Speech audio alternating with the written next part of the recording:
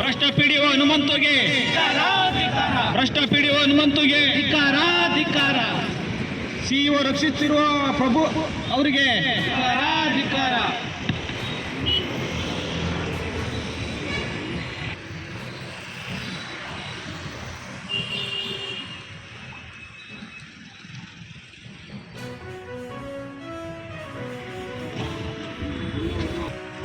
ಎಲ್ಲಿಯವರೆಗೂ ಹೋರಾಟ?